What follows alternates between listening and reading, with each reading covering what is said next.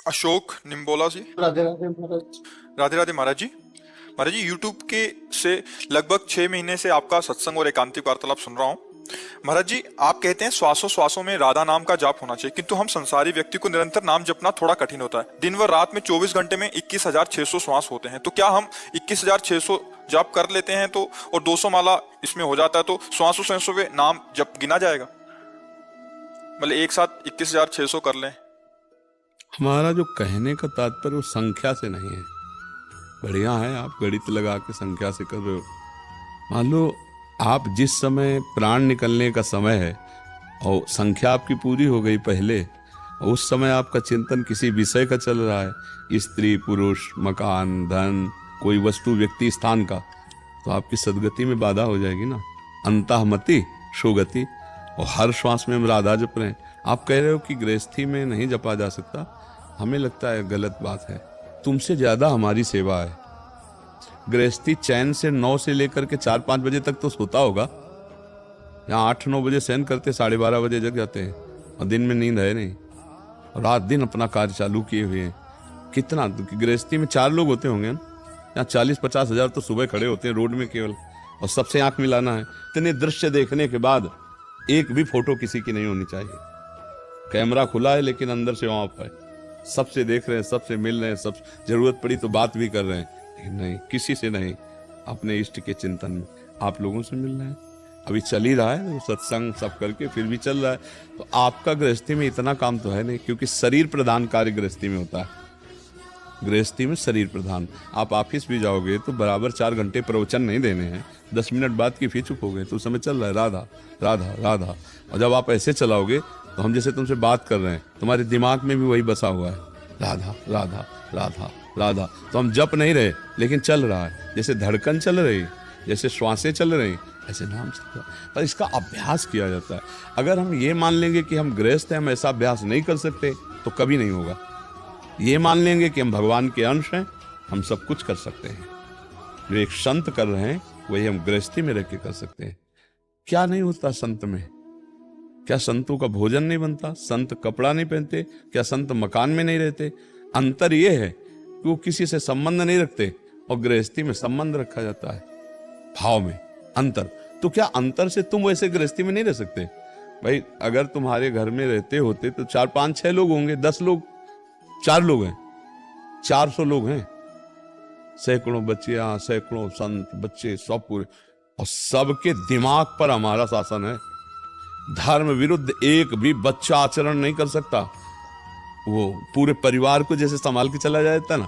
अच्छा, ये तो हुई हमारे घर में रहने वाले, यहाँ वृंदावन में जो हमारे पास है, 10,000 लोग बाहर रह रहे हैं, आप लोग भी हो।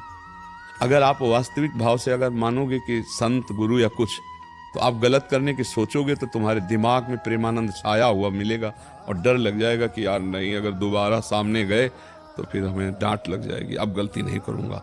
ये तो क्या ये बल आप नहीं जागृत कर सकते? आप भी भगवान के हो, आपको भी नाम जपने का अवसर मिला है, पर आप अपने को छूट दे देते कि मैं गृहस्थ हूं। तो गृहस्थ में कोई लाइसेंस इस बात का थोड़ी दिया गया शास्त्र में कि आप मनमानी भोग भोगो, आप जैसा चाहो वैसा करो। नहीं, चाहे गृहस्थ हो चाहे विरक्त, दोनों को भगवत प्राप्ति करने के लिए मानव देह मिली है। दोनों का ढंग अलग अलग है। आपको काम सताया तो धर्म पूर्वक अपनी पत्नी से, आपको मोह सताया तो धर्म पूर्वक अपने पुत्र से, लोभ सताया तो धर्म पूर्वक धन कमा करके। इस तरह से विकारों को हम कब्जे में लेते हैं धर्म की सीमा में, और आगे चलकर निर्विकार हो जाते हैं। और वैरागी को वो पहले से ही प्रथम से ही त्याग शब्द से, क्योंकि त्यागी वैरागी है ना, वो त्याग से सर्वस्व त्याग करता हुआ उस ऊंचाई पे पहुंच जाता है। उसी ऊंचाई पर आपको पहुंचना है, पर आंतरिक राग का त्याग करना। अगर आप अपने को गृहस्थ मान लेंगे तो गड़बड़ हो जाएगा। गृहस्थ पहले आप मानो भगवान के आप अंश हैं। आप गृहस्थ धर्म का पालन कर, आप गृहस्थ नहीं, आप गृहस्थ धर्म का पालन कर रहे हैं। आप भगवान के अंश हैं, आप गृहस्थ धर्म का पालन कर रहे हैं, तो आप जीत जाओगे। और आपने अपने को गृहस्थ मान लिया तो छूट दे दोगे कि ये तो सब काम बाबा जियों का है कि आप निरंतर भजन करो, हम तो गृहस्थ हैं। एक जो आप एक गणना करके जप कर रहे हो, ये बड़ी श्रेष्ठ बात है, पर चूक की बात यह है कि गणना पूरी होने के बाद जब हमारा जो श्वास खाली जा रही और उस समय हमारी मृत्यु हो गई तो हमें अगला जन्म लेना पड़ेगा। जैसे हिरण का चिंतन हुआ तो अगला जन्म हिरण का हुआ। तो अंतःमति शोगति, मुझे चाहिए कि हर श्वास में अभ्यास करो, हो जाएगा। करत करत अभ्यास के जड़मत होत सुजान, रस्सी आवत जाते ही सिल पर होत निशान। तो राधा नाम का निशान पड़ जाएगा बुद्धि में, राधा राधा, अंदर से एक दिव्यता आ जाएगी। फिर भजन करना नहीं पड़ता, रोम रोम भजन करता है, मतलब एक दिमाग हो जाता है, राधा में दिमाग हो जाता है। एक होता है वाचिक जप करना, फिर उपांशु जप करना, फिर मानसिक जप करना, फिर रोम रोम में वही, मतलब वो छा जाता है। बात करो, उठते बैठते चलते फिरते खाते बात करते मौन, हर स्थिति में वो भगवदाकार वृत्ति रहती है, अखंड भजन रहता है। अभ्यास करो, अभ्यास में बहुत बड़ी सामर्थ्य है, बहुत बड़ी सामर्थ्य। देखो जिनका अभ्यास नहीं तो आंख खोल के भी निशाना नहीं लगा सकते।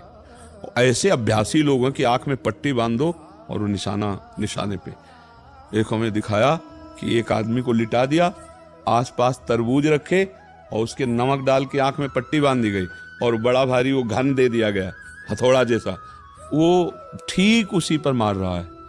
मतलब आंख की पलकें बंद है, पट्टी बंद है, जरा सा चूक जाए तो लेटे हुए बंदे के मतलब प्राण निकल जाए, पर उसका ठीक घन जो हथौड़ा है वो उसी पे पड़ रहा है। ये क्या अभ्यास, मतलब आश्चर्य में बात, अभ्यास है ना। तो आश्चर्य में बात की संसारिक कार्य करते हुए, बात व्यवहार करते हुए वो भगवान में अपने चित्त को रखे, संभव है। अभ्यास से सब संभव है। अभ्यास हो जाए तो आंख में पट्टी बांध के गोली मार दे। अभ्यास नहीं है अपने लोगों का तो जैसे अपने को बंदूक दी है तो लाठी वाला काम भले कर ले लेकिन बंदूक नहीं चला पाएंगे, क्योंकि कभी पकड़े नहीं, कभी चलाए नहीं, कभी अभ्यास नहीं किया। ऐसे ही अपने लोगों ने मन का अभ्यास किया, भजन का, तो उसमें प्रवीणता हो गई। अब मन का अभ्यास किया विषयों का, तो भगवान में लगाना बड़ा कठिन है ना। तो अभ्यास योग युक्तेन चेतसा नान्यगामिना, हम ऐसा अभ्यास करें कि हमारा चित्त कहीं जाए ना, बार बार प्रभु में लगा रहे। राधा राधा राधा, खूब ऐसा अभ्यास कीजिए हर श्वास में। और एक श्वास में कई नाम जपे जा सकते हैं, तभी तो आप 21 वो श्वासों का गणना करके जप लेते हैं। तो हम धीरे धीरे और धनी बने। हम चलते फिरते उठते बैठते ये भय रखें कि कभी भी प्राण निकल सकते हैं। प्राण निकलने की कोई तिथि तारीख हमारे पास है नहीं, और जिस समय प्राण निकले और जो चिंतन किया वही हमें बनना पड़ेगा। तो हम राधा राधा बोलते रहे, तभी काम बन। अंतिम श्वास में नारायण निकला अपने पुत्र के बहाने तो परम पद का अधिकारी हो गया। तो हम इतना बड़ा घाटा ना सहें, अब मनुष्यों ने हमारी व्यर्थ ना जाए। हम हर समय नाम जपने का अभ्यास करें। पूर्णता तो भगवान की कृपा से होती है, पर हम प्रयास हम करें। प्रयास में पूरा हमारा बल लगा के तो कृपा भी भगवान की पूरी होगी और वो हमारा उद्धार कर देगी, पक्का। हम कायरता न करें तो भगवान की कृपा की कमी नहीं। जासु कृपा नहीं कृपा आघाती, जिसकी कृपा करते करते कभी आघाती नहीं, ऐसी भगवान की कृपा है।